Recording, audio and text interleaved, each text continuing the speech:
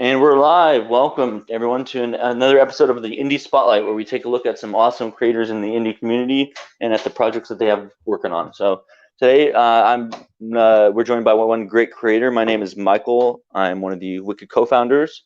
I'm also joined by my fellow co-founder, How's it going, who's guys? joining us today, who's Matthew Bryant here. And then we're joined by Ryan Hack, who is a comic creator doing a lot of great indie comics. Yep. Welcome to talk with us today. I appreciate you taking your time to speak with us. Yes, and thanks for the opportunity. Really appreciate it. No, definitely, man. Any time. In fact, as we get started here, if some of you who watch our videos may be familiar with Ryan, as we actually talked with him previously about his last campaign, we had another comic he was working on. And how did that one go? That one ended up reaching funding, didn't it? Yep. We sent it out. It definitely reached funding, and Very nice. I was really excited for that one. So that's awesome, man. That was a great. Congratulations on that. Thank you very much. Oh, definitely, yeah. And for those who maybe missed that episode or are not familiar, can you just give us a little brief introduction on yourself? Yeah. So that comic book was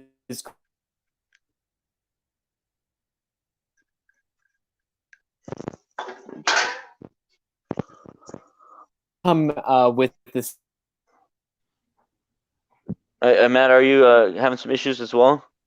Yes. Ryan, we are having some issues on your side, I believe. We're having some technical difficulties here. Sorry, folks. We'll get you back on track here in just a minute. But it does appear that Ryan is having some trouble with maybe some connection issues there. Okay, maybe it might be my microphone. Let me switch my mic. Quite possible. Yes, that is quite possible. Last week. So 1 second. Let me switch. No worries. Let me mute. Sorry, folks. We'll get this back on track in just a second here. I'm sure all of you are quite familiar with technical difficulties on YouTube. Unfortunately, it can be quite common. Is this working a little better, or? It does sound like we're hearing you a little bit more. Okay, clearly. Yeah, I'm gonna stop using these Sorry about that. So no, it's all good. That's all good. Yeah, so Bric-a-Brac was that the one we interviewed about first, and it did succeed, and really excited that we'll be bringing that one back to finish it in a graphic novel form, the form it was supposed to be finished in. Right. Yeah. And I previously to that actually crowdfunded the first volume of the series that I'm talking about today, which is the Unspeakable Text, the first horror comic anthology, and that was really exciting. And so those are the two crowdfunding campaigns that I've had in the past. And so the first one was on Kickstarter. Bric-a-Brac was on Indiegogo. So to meet all those new people, be exposed to a lot of different people has been really fun and really awesome. And that's kind of how this is my third campaign. So that's kind of been my history as of yet. So yeah, getting some nice experience under your belt there. Thank you. Yeah. Campaigns. Yeah. I mean, there's always new surprises. I want to get to the point. I want to get to the point where maybe I can just have no fear and be able to fund a graphic novel. Just. So you're not quite there yet, huh?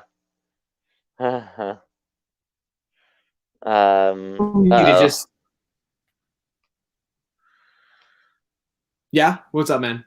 Oh no, sorry. I was just I wasn't sure if we were losing you there again. But hopefully the connection holds through. Go on about the newest one, the horror anthology. Give us a little taste of that one before we get into the campaign a bit. Yeah. So the Unspeakable Text is what this anthology is called, right? And it is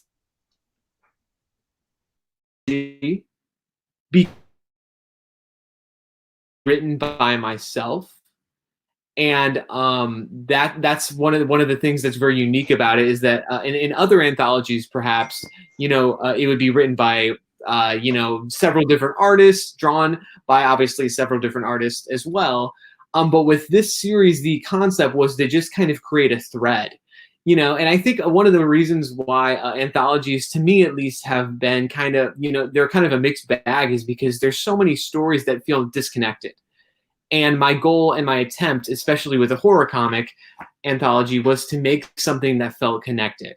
And so the idea of the Unspeakable Text is basically a book, like a sentient being, a sentient book that collects stories throughout the universe that aren't supposed to be, supposed to be known, or they're kind of supposed to be hidden from the world.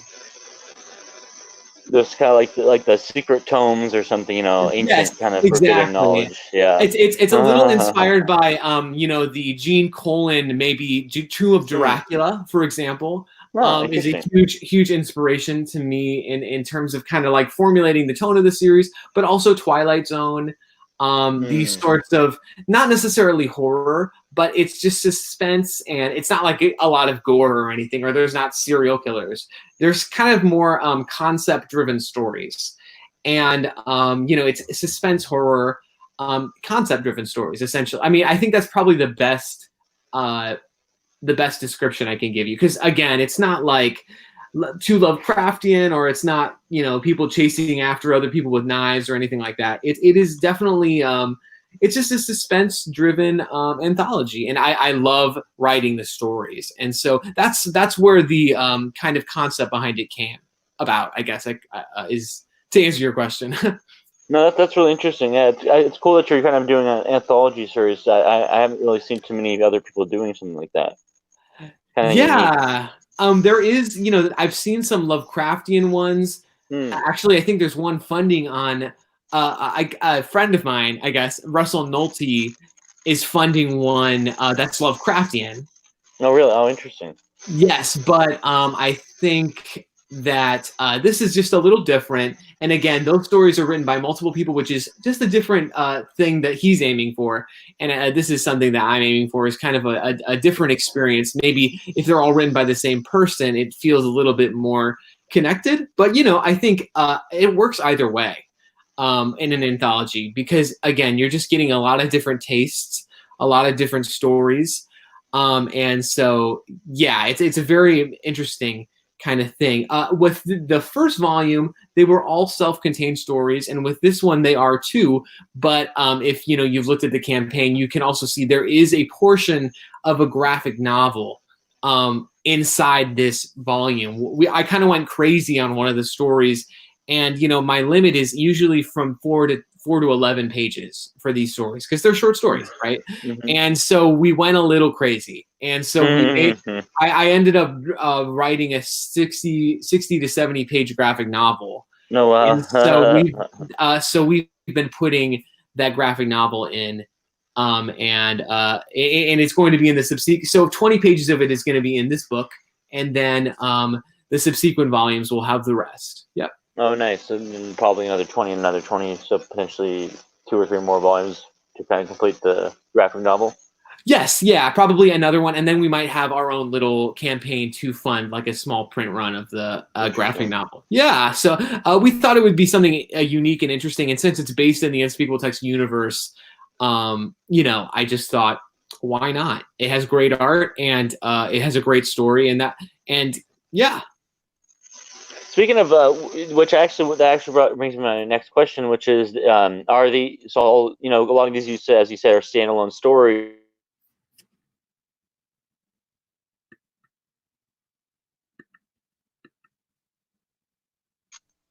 Sorry, can you ask that again? I think you kind of. Sorry, I cut out there. Sorry. So I know you mentioned a lot of these are standalone stories, but are they all in a kind of a shared universe in a sense? Yeah. So the Unspeakable Text, the book that collects these things, it does appear in some of the stories. So for example, really? So yes, so all these stories are based in North America. Firstly, that's the first thing of volume 2, is all the stories are based in one continent, because with the first one, it was a little not as cohesive, right? They were some based in Central America, or, China, or, ancient Japan, stuff of this nature. And so we decided to make a more cohesive location. We decided on a location, and then the Unspeakable Text does appear in some of the stories to kind of connect them together. So we see the Unspeakable Text come to America, the book itself, because it has sentience and it can take control of people. It can manipulate people to do things that it wants them to do. And so it basically finds its way onto this ship of settlers, of pilgrims, basically, in the I guess you could say the 15th or maybe the 16th century pilgrims who are coming to America, right? And so he kind of changes their course a little bit and ends up in Canada, and then the book finds its way into different people's hands, and then it eventually gets to North America. Another story in the book is where we see the book actually Ichabod Crane, the character from obviously Sleepy Hollow, finds the Unspeakable Text and is a scribe for it. So he scribes some of the stories that are supposed to be hidden from the world and that are inside the text. So we wanted to kind of include a American folklore character like Ichabod Crane into the kind of mix, because we are the axiom, I guess you could say, because we are kind of, we're going with that North American kind of theme, right? So the Unspeakable Text, it does appear in some of the stories, and some of them it doesn't. Some of them are just self-contained, which is unique too. But it's a fun little, it's almost like a little Easter egg kind of thing, or it makes little cameos in things, and it manipulates situations, and it's just like it's a thread essentially, and it's a unique little icon a mascot that the series uses to kind of thread the stories together essentially. That's really fun, and it kind of reminds me again of kind of like how you said you took inspiration from Twilight Zone, where it's like exactly a lot of standalone stuff, but there can be some connections here or there, that exactly kind of tied together. Yeah, exactly. Or like Creepshow or something like that, where it's sort of like a anthology of stories that aren't necessarily don't have the same characters or anything, but there is a unique thread. So yeah, that was our goal. That's very interesting, and I do like how you've narrowed it down to one kind of location being North America this time. Yeah, absolutely. Do you think if you were to continue on with another volume after this, that you would continue in that kind of style? Yeah, definitely. I want to see maybe a European. What would that look like? Nice. Or what would only a South American one look like? I think it almost. The idea of taking it to one location almost demands more unique stories. You kind of have to think about, so for example, I live in North America.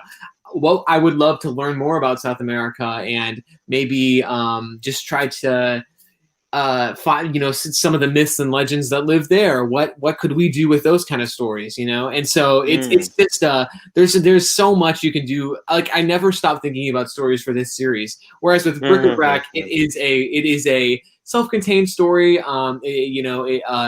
It's very serious in terms of like it's a narrative that has a beginning, middle, and end. But with the Unspeakable Text, it's just fun. It's constant fun. You get to collaborate with so many different artists. That's one of it's a true joy, honestly, to just work on a project like this. Yeah, how did you you work with a number of artists? How do you typically find your artists? Yeah, so there's 9 artists involved in this. Wow.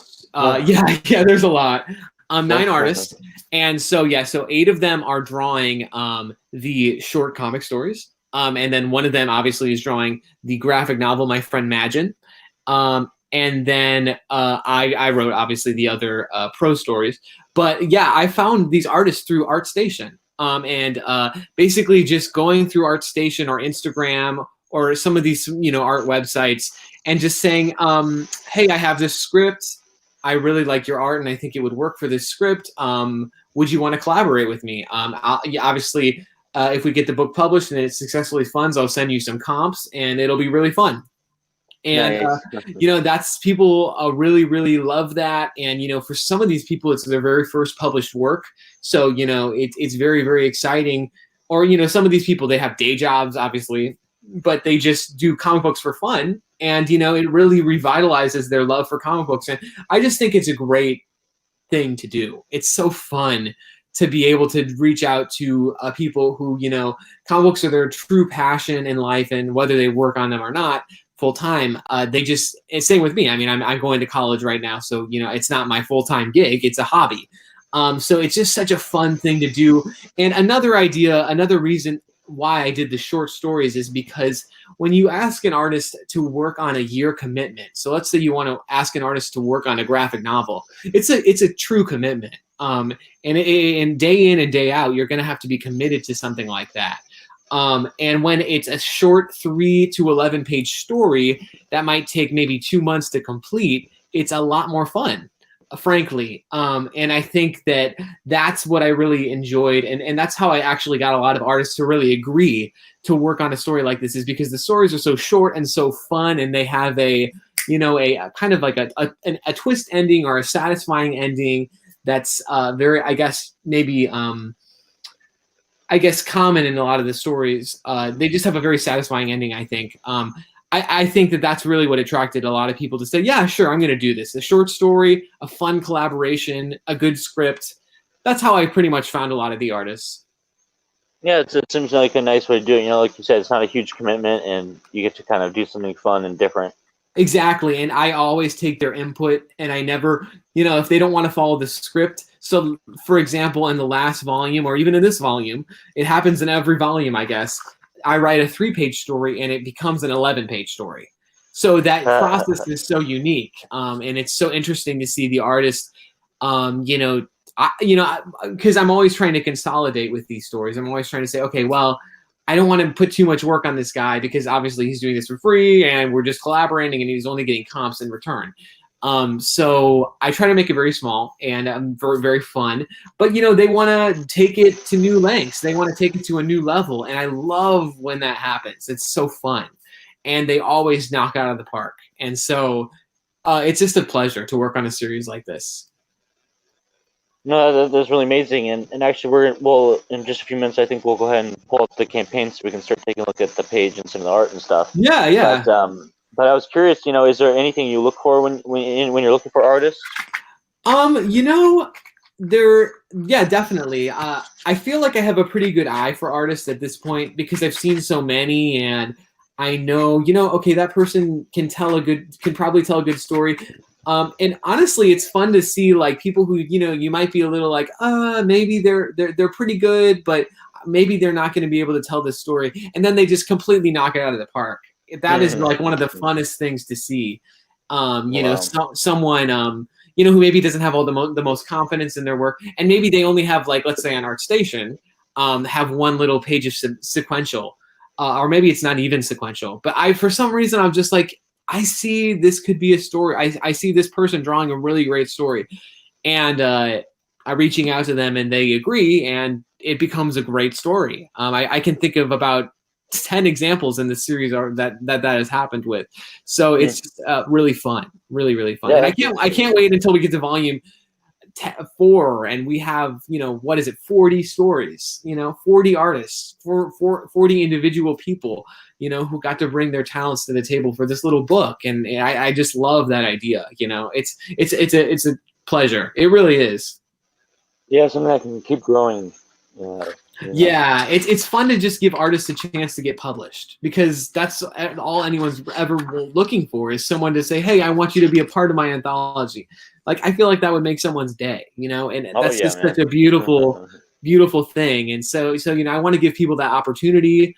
And, you know, again, it makes it easier to run a campaign when you have little elves helping you. Well, not little, I mean, you know, collaborators. No, right? I totally get what you mean, yeah. A bunch of, instead of just one, like, or two, it's like you got a whole crew. Yeah, I mean, they have family, and it's really great, you know, and they get multiple copies, and it helps in every way.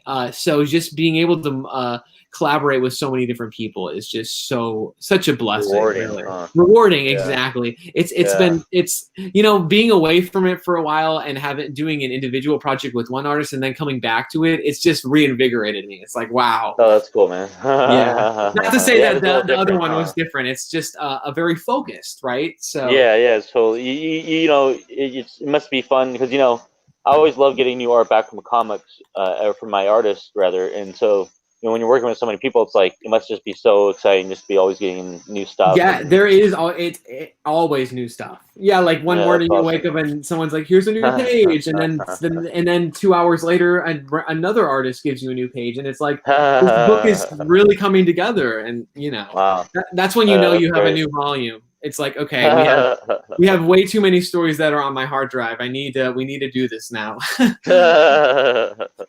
That's funny. So, do you typically, when you finding your artist and you let's say this person, I want to use them for my next book. Do you come to them with options of stories? Do you typically come with one or two stories, or how do you do that? Yeah. So I'm always thinking of new stories. That's the thing. I all the time. So whenever I have an Unspeakable Text story, I usually write it. I write it and kind of keep it on my hard drive, and then say, okay, well, this script isn't claimed yet. It's kind of works like that. It's like, okay, no, this script, no one has saw this script, or no one really was interested in this. So someone might see something in a script that maybe another artist didn't, just like anything, just like in life, one artist might see in a cowboy story a unique way to use their art. There's a lot of great stories in this volume that deal with just different environments. So, for example, we have one that's in a desert, or there's some that are in a farm area. So obviously, the person who draws in a cityscape is probably less interested in drawing the farm story. I don't know. It's hard to say, like, what, maybe looking at stories and seeing what someone's strengths is. I think it's just when an artist is really interested in the story, that's usually when I give it to them. It's like, okay, well, go crazy with this. I'd love to see what you want to do with it. And it's kind of just that process. Yeah, I wish I had a better answer, but no, it's okay. Yeah, it's hard to explain, because it's almost a process I don't even quite understand. It's just I send several scripts to an artist, like 3 that are not claimed, and they come back to me and say, I like this one. And that's the one they pick. And so that's kind of how the process goes. It's a weeding out of, okay, you like this one, so let's work on this one. And it's very fun. Well, that's great, man. That's very awesome to hear. So yeah, I think now we'll go ahead and take a look at the campaign, if that's cool with you. Oh yeah, absolutely, man. Again, thanks so much for the opportunity, and sorry about the mic issues. Sorry about that. Oh, no, it's okay. Hopefully it's fixed. I think we're good to go on that, and we're pretty used to technical difficulties, so it's not a problem. Yeah. So yeah, let me go ahead and share this with everyone so that we can all take a look at it. For sure. And here we are. Yeah, I would love to learn how to use StreamYard. One day because I want to get all the collaborators, I want to get some collaborators on to do interviews and talk about their process. And, I'd love to use StreamYard. So. Oh, StreamYard's great. Yeah. I'm it's definitely worth checking out, man. It's pretty easy too. Once you get to look at it, you'll pick it right up for sure. Yeah. But yeah, so here we have Unspeakable Text Volume 2, the horror comic anthology. We're currently at 5%, $344 of the $6,700 fixed goal, and 25 days left. Yes. So good start to the campaign. Yeah. And as the book says, an evil book has been hiding stories of suspense and horror from the world. That is, until now. Nice. That's a good cheesy title. You gotta hook them, man. You gotta hook them with something, right? So let's go ahead and I always like to kind of go through the different tiers of perks that you have on offer. I always like thinking that's always a good way to do it. Yeah, absolutely. So let's start off here with the future tier. Sorry, go ahead. Yeah, we went really simple with these. Really? Kind of simple. Because we have 2 volumes. It's like, well, I don't really feel like making bookmarks because I have so many bookmarks already left from my old book. It's not even that exciting of a perk, a reward. So I was like, you know what? Let's just give them what they want. So our featured perk is the Unspoken. These are all titles from the original Unspeakable Text Kickstarter. Oh, really? They were called Unspoken Still Speaker. So I just Unspoken too. Yeah. And so that's fun. So this the Unspoken is our featured perk, and it comes with the first and second volumes, physical and digital. Pretty simple. Very nice. Yeah. And then is this a physical or digital? Just so I'm clear. Both. Physical. Both. Both. Oh, okay, both. Very nice. Yep. Very nice. Just kind of your basic package. You get your first one and your second one. Yep, absolutely. Very nice. And then we have Thrill Seeker. It's just digital of the volume, you know. So if you just want some cool stories and want to see what it's all about, you go with that one. Nice. Just a nice way for people who either are more into the digital or maybe just the thing or any way they can. This is a great tier. For yeah, exactly. It's good to. I mean, it's also because people even from my last campaign were like, I'm from international and I just can't afford the physical copy because it's a lot for shipping and all of this. And so it's just nice. It's kind of considerate to offer that. I mean, I understand why some people don't offer that because when you do offer digital, you might be losing some backers that you might be able to have, but at the same time, it is nice to do it. It's just a nice thing. It's kind of considerate. It's like, okay, I understand there are international people, or maybe my friends who can't afford a physical copy. It's just a nice thing. Right, exactly. Yeah, I like that. I definitely think it's great. You gotta include that. Some people say no digital, but I definitely agree with you on that. Yeah, and then again, we got digital duo. So if you want 1 and 2. Oh, okay, nice. Oh, okay, very nice. Yeah, exactly. Yeah, figured it would be kind of appropriate. And you save a little bit of money by getting the two of them together anyway. Exactly, so that's a good deal, right? Exactly. Yeah. And then Screw Loose. Screw Loose. Yeah, it's just if you're a backer of the initial campaign and you have the first volume, that's the one for you. That's the one you'll get, probably, most likely. Oh, okay. Mm-hmm. Yeah. Like you said, you already have the physical of number 1 and probably the digital number 1 as well. So just picking up number 2. Exactly.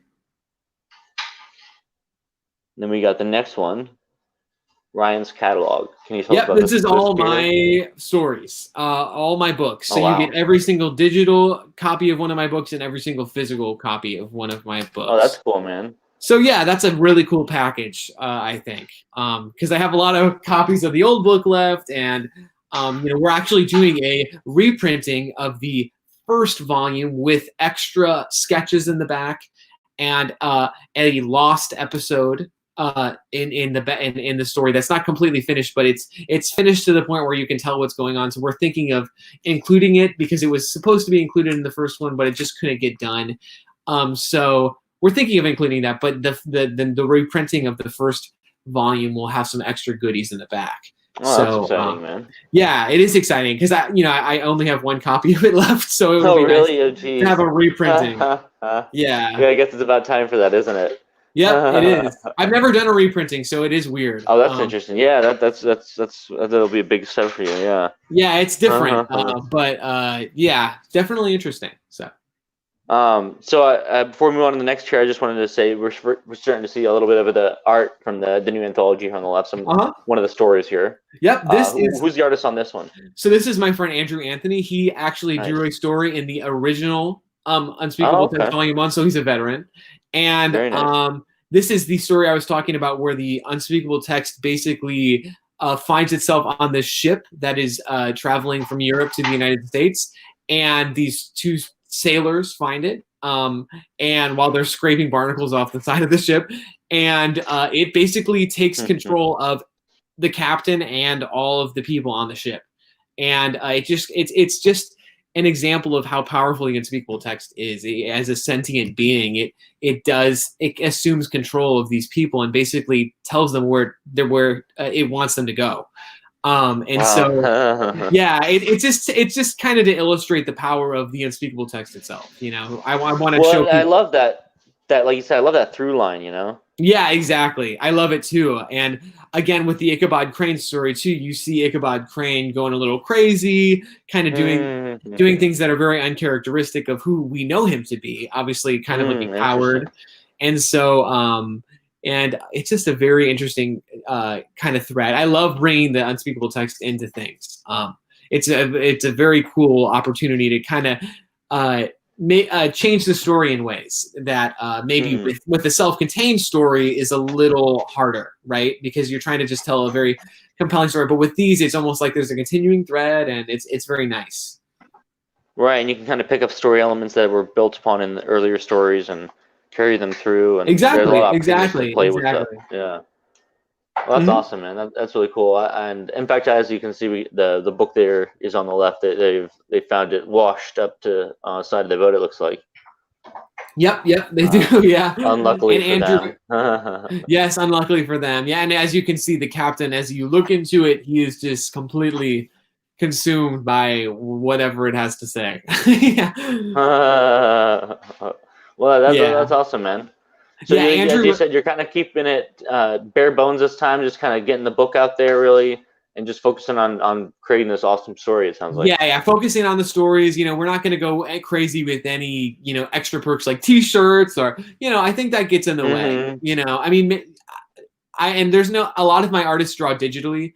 Okay, so this is a story about a Chicago mob boss who basically in Chicago, there's this theory in my story, not in real life. There's this theory that during the winter, all the mob bosses go on vacation. They go to a hotter place, whether it be, Florida or Mexico, or they go to their vacation houses, right? For one reason only, and it's because this frost being knocks off all of the mob bosses in Chicago during the winter. And so this one unfortunate mob boss decides to stay during the winter because, he, for whatever reason, for whatever reason, he feels that he needs to stay. And so, very bad idea. And so the story is called Mr. Frost, and it's drawn by a great friend of mine and probably one of the most creative people I've ever met. Carlos Rodriguez. It's just, it's such a fun story. It's such a fun story. This is the 11th. His art's great, man.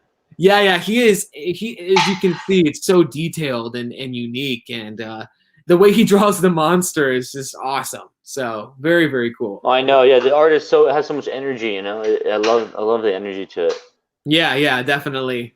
Yeah, that's such a fun story. It's a great creature. Yeah, the creature's really great too. It's just it's such a unique looking monster there.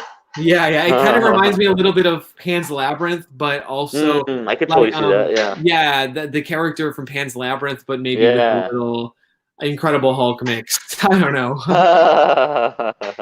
That's funny. Yeah.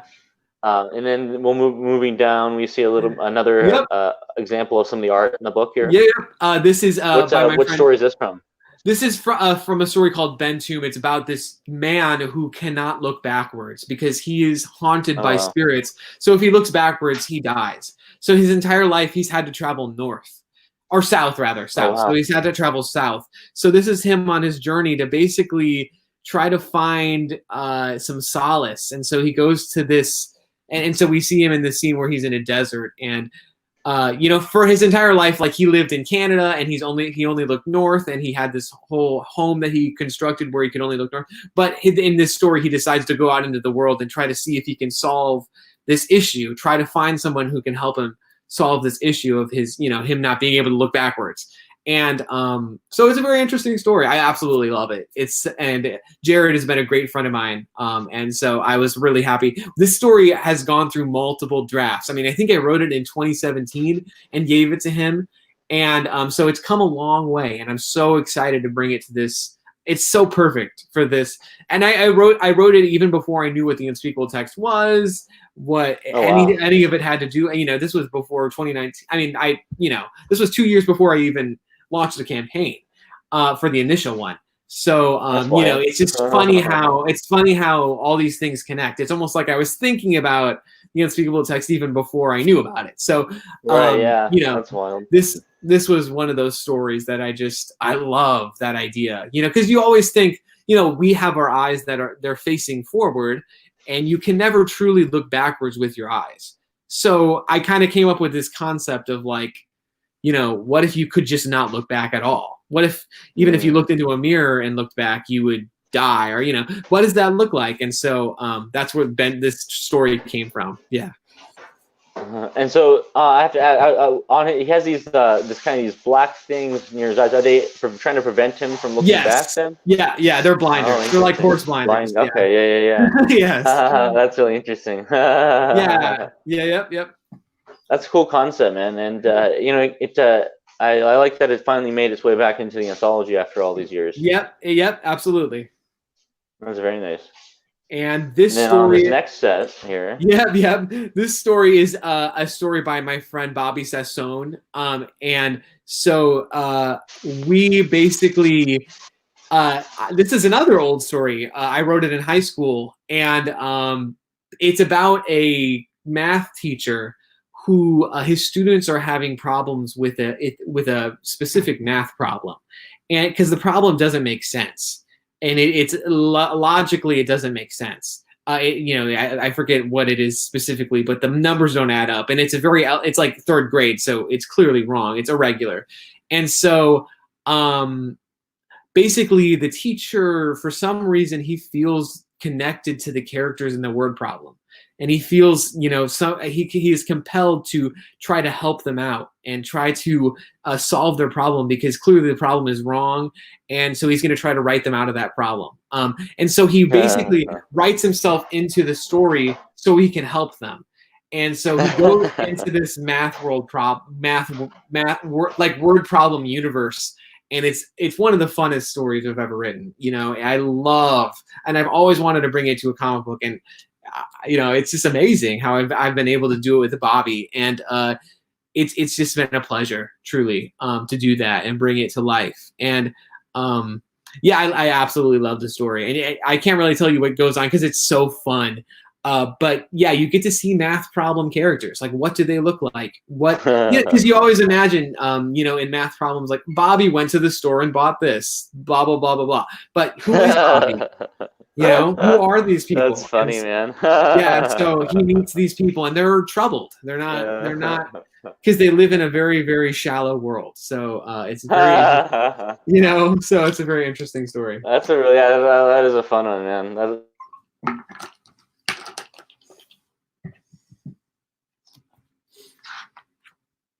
Oh, did I lose you? I think I lost you for a second, but I got you back. What was the last thing you heard there? Sorry about that. Oh, we were just talking about that story. I was just saying, I love the idea of that. Well, and also just that you have so many different tones in your stories. Like, this one is so funny, and others seem more serious. You kind of a mixture, a variety of stuff. Yes, exactly. And as you can see, they're not really horror. It's sort of just like a suspense and concept, and some of them maybe are horror, like the the crime mob boss stuff. But we're just making fun stories ultimately. And it does sound like, again, kind of going back to that idea of you being inspired by the Twilight Zone. A lot of those stories weren't necessarily horror stories, but they definitely played on suspense and played on psychological things as well. Absolutely. Absolutely. Exactly. It sounds like you're totally playing that kind of aspect of it. Absolutely. 100%. Yeah. Going anywhere, wherever I feel that there's a cool story that we can tell, that's where we're going to go. And obviously it's not going to be like a superhero story. They're going to be with real characters, and they're going to usually have a lesson, like that's, just like with the Twilight Zone, most of the Twilight Zones had a lesson, right?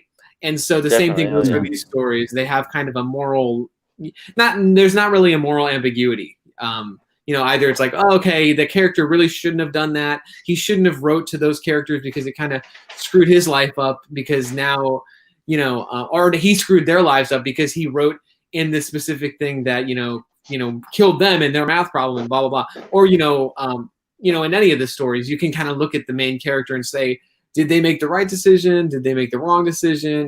It's kind of interesting in that way. Yeah, that's really awesome, man. And it kind of I think the short story format is the perfect way to do those kind of things. Yeah, it definitely. And these are the 9 artists that we're bringing. Just those ones are the 9 artists that we're bringing to the table. Very nice. And right down there, I have the 5 short stories.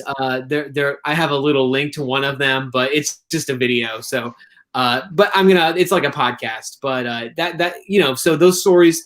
There is one that deals with a legend in a small town. There's one that deals with an Atlantis that is in the Caribbean, and there's a plague kind of that's going on in Atlantis, and there's an issue going on, and so basically, it's a little bit like, so basically, there's an oracle fish that ancient oracle fish that tells our main character, "Hey, you're the reason why this plague started." And so our main character is like, "What did I do? How can I stop this?" And so it's very interesting. And so and then there's another story where we meet a character who is sort of like Samson, but Samson from the Bible. But he's he lives in New York City and he's a bum, and he's not quite like obviously Samson from the Bible.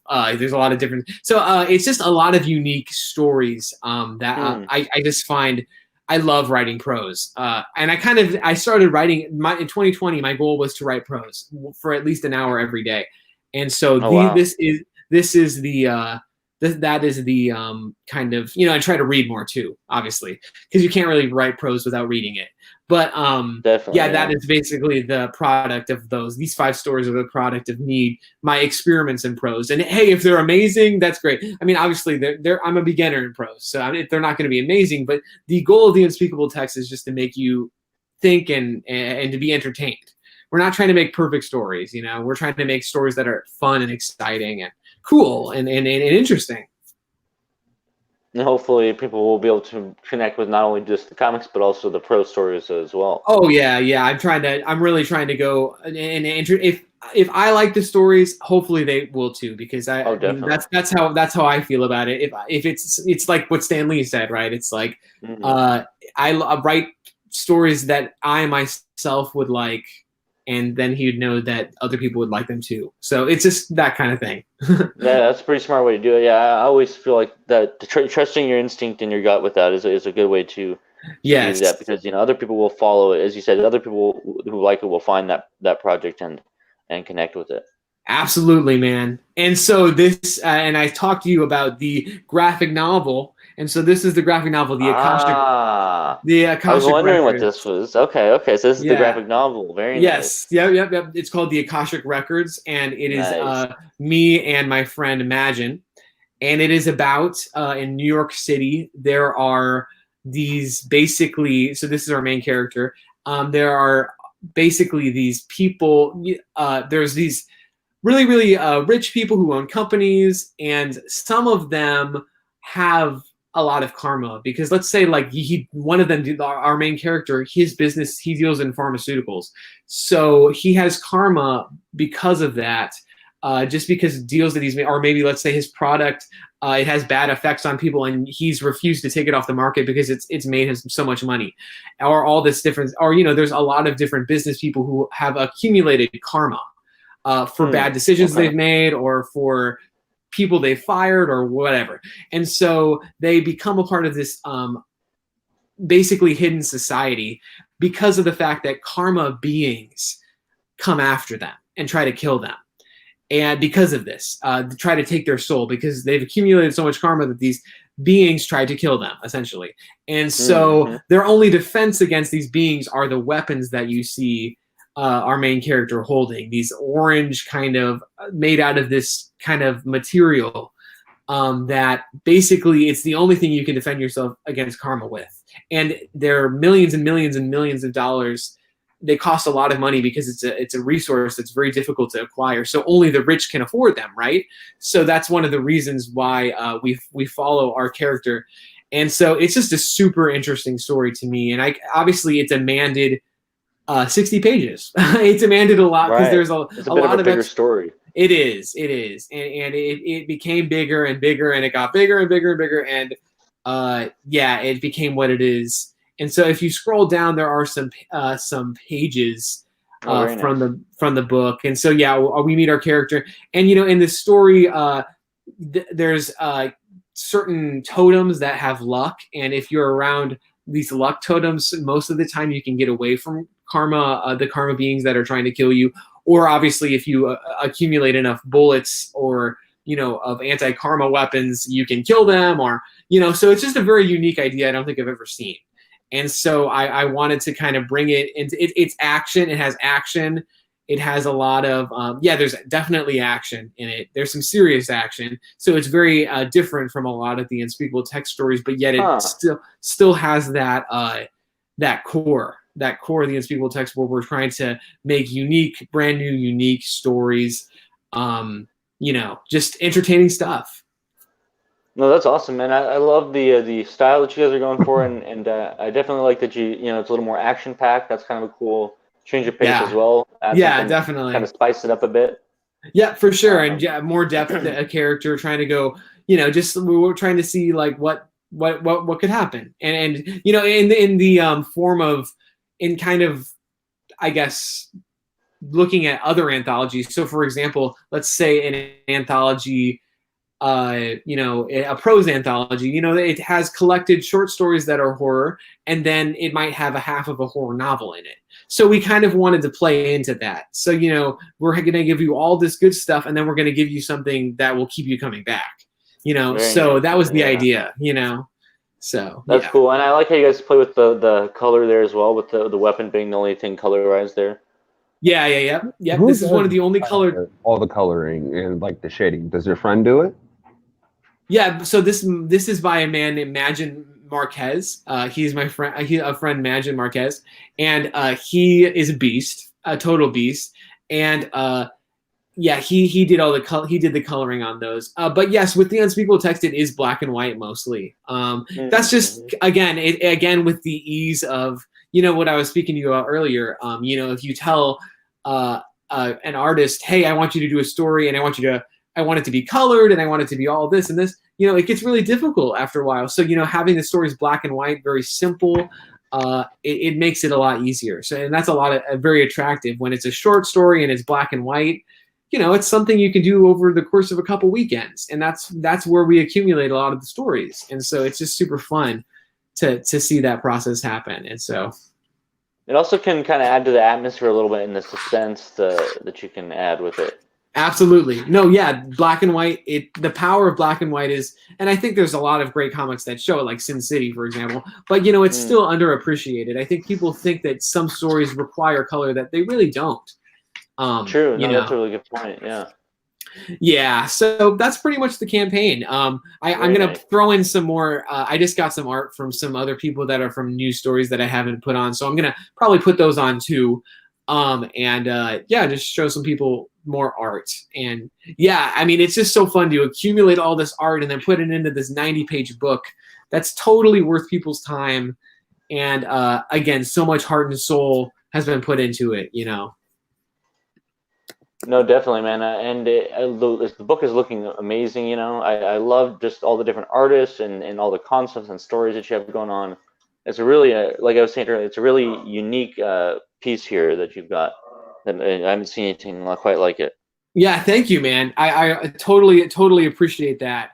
And we're just gonna keep trying to make it happen. I'm not gonna stop until I make it happen. And nice. I'm not gonna start another campaign and say, oh, I give up on Unspeakable 2. No, of course not. This is what it's all about. So I know we're going through hard times now, but what? Hopefully people will see, hey, there's some people really trying to make a difference and put out some fun stuff. So exactly, and now more than ever, people need that kind of stuff. Exactly, we need these projects to make it. Yeah, exactly. And I was thinking, maybe this isn't a great time to put out this campaign. But then I was like, you know what?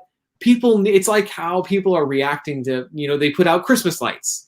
It's like they're trying to make light of the situation. They're trying to, I get it's a tough time right now, but they're trying to, think positively. So if people at least see me trying to strive for this, that's all that matters to me. That's all that matters. If they see all these amazing artists put together this book and they're just striving to make something in the face of this, that's all that really matters to me. I love that. I love that. And you're supporting indie artists as well. I mean, not only one or two indie artists, but you're supporting a whole slew of indie artists. So, exactly. I think it's all really great stuff that you're doing here. And I hope people can find a story or two that they like, or maybe even all of them, and pick up this book. Yeah, because I think there's a lot of great stories inside. Yeah. In fact, they should be picking up both 1 and 2. Yes, exactly. Yeah, one has got some killer stories. Hopefully, you look through that PDF I gave you. There's some killer stories in 1 too. So it's fun all around. Yeah, I was looking through 1 as well, and as you're saying, there's a lot of nice stuff in that first volume as well. It's not just the second volume to look forward to, the ones we previewed today, but there's a lot of stuff in the first one that's really awesome stuff, man. Yep, definitely. I assume you kind of had a similar process finding the artists on the first one as well. Absolutely, yeah. And that with that one, yeah, definitely the same kind of thing. Instagram, a DM, or just say, hey, on ArtStation. I think ArtStation is totally underappreciated. It's where artists are. The thing about ArtStation is it's where the artists are their most professional. Like they're trying to show you their best work. So maybe on Instagram they might show you a sketch, but you don't really see the true potential of where their art might go or whatever. So going on ArtStation is really great because that's where they are really bringing their portfolio. It is a portfolio site essentially. So it's a different. I think you get to see a little bit more of what they feel is their best art, and so maybe. It's just every time I go on ArtStation, I find someone pretty much who does a story with me. So yeah. No, that's awesome, man, and it's I'm really glad to see you working with so many talented people. That's really exciting to see. Yeah, yeah. So we're getting close to the end of our time here, but we have about 10 more minutes or so, and so I wanted to ask you a few more questions if that's okay. Absolutely, man. I appreciate the time. Oh, definitely, man. We appreciate you taking your time to talk with us. This has been really informative. So, one thing we talked a little bit about, how you kind of have these little morals or lessons, perhaps you could say, within each of the stories. Is there a larger theme or something that you'd like to convey with the series as a whole? Well, I don't know. I think it's just the fun of stories. I'm someone who's trying to be an effective, better storyteller with everything I do. I'm not even that big of a fan of horror, but really? Or suspense, ironically, because as That's you can funny. tell, like I wrote, the bric-a-brac, which is probably the least horror thing ever, right? So it's I think people are a little puzzled that this is my next project. They're like, what? How did this happen? How are you doing this? And they don't even know where I came from. But it's funny. Just I think that the message is just to have fun and tell stories. Don't be afraid to tell stories that don't hit or don't resonate. Tell every kind of story possible because there's I think everyone has at least 1,000 stories in their mind, and so many people are working on one story and trying to make it perfect that they lose track of all the other great ideas and great things that they could be producing. So I think my message with Unspeakable Text is just to have fun and not take things too seriously, and just it's for creatives and people to enjoy. But on the creative side, if I was using it as like an example to someone who's creative, don't work on something so long that you kind of lose all the other ideas that you have. And so I think that creatively that is. But again, and then ultimately, if you're just trying to read it morally, some of the morals are, just like don't do bad things, or don't, again, the karma story is definitely about that. Akashic Records is all about, just when you have karma, the idea of just trying to find grace, or, trying to recognize things that you do that are wrong, or, all this stuff. And it's also to sympathize, we always talk about, white men, they do all these bad things, and so I wanted to tell a story where our character is a white man who did bad things, and he's suffering because of it, and these karma beings are coming after him and they want to kill him, and so you are put in a position where you have to sympathize with a white man that I think our society demonizes these days. And so it's a very unique position that I want to put the reader in, right? So it's kind of interesting that story, I think, definitely has a message. But again, the meaning of most of the stories is just to have fun and just not take it too seriously and have a blast, I guess. Yeah. Yeah, have a good adventure, have a good yarn, and listen to a good tale be told. Exactly. It's almost like being around a campfire. It's like not everyone. Right. Yeah, everyone gets a turn at the storyteller. Exactly. You know what I mean? Absolutely. That's what it really is. It really is. I mean, again, and with the Akashic Records, it is a graphic novel, and obviously there are some more deeper thematics, like I was explaining. But again, it is like a big campfire story on a Saturday night. Like, here's all the stories that I once heard Ichabod Crane actually that night at Sleepy Hollow, he didn't, retreat or he didn't, like run away forever and no one ever heard about him again. Actually, he did some kind of weird things with this, magical book that you might not know about. And so it's all this, it's kind of fun stuff.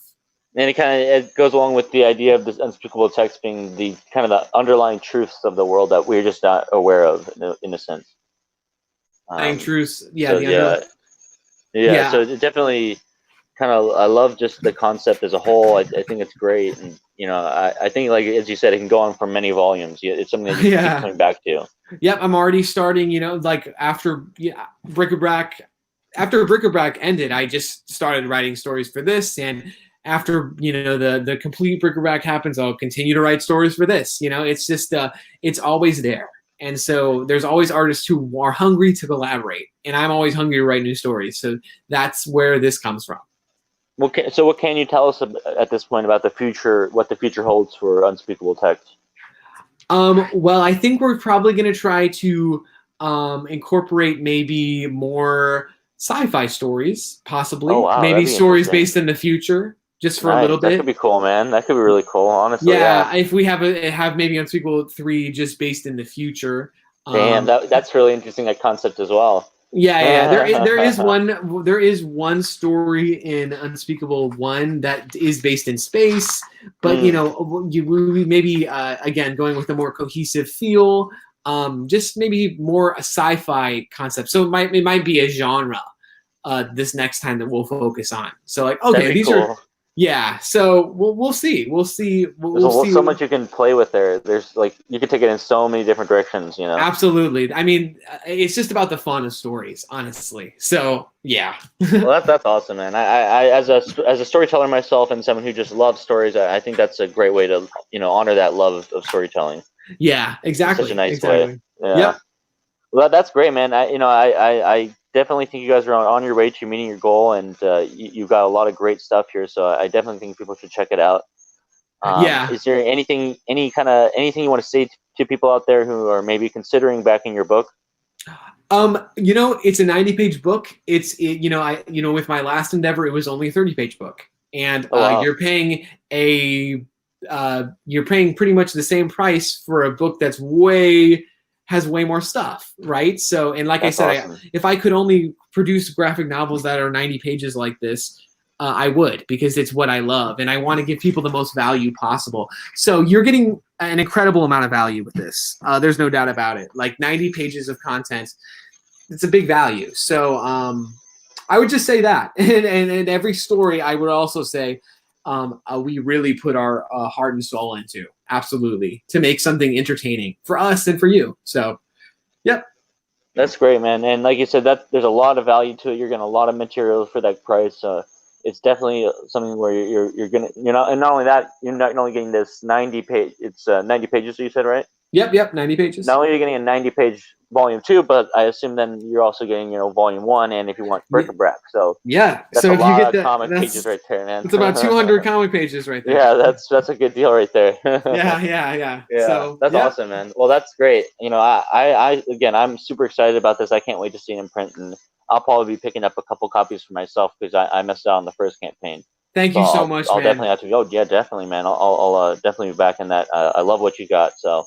Thank you, love to support another indie creator like yourself. Thank you. Oh, you're welcome, man. And why don't you tell us where people can follow you online, and so they can check out all your stuff? Yeah. I'm on Twitter. Kind of. I kind of just watch, especially these days. It's hard to really want to engage with anyone on Twitter. But I'm at Hawk. So HAACK_pro on Twitter, and on Instagram I'm a little bit more. I use it too. I'm at Ryan Hawk 98. So that is where I usually post in progress photos of a lot of the books that I'm working on. So for example, with Bric-a-Brac, it was like every day I was posting a page, and so with this, it's the same thing. So yeah, that's and on Facebook, if you want to friend me on Facebook, I guess it's my name.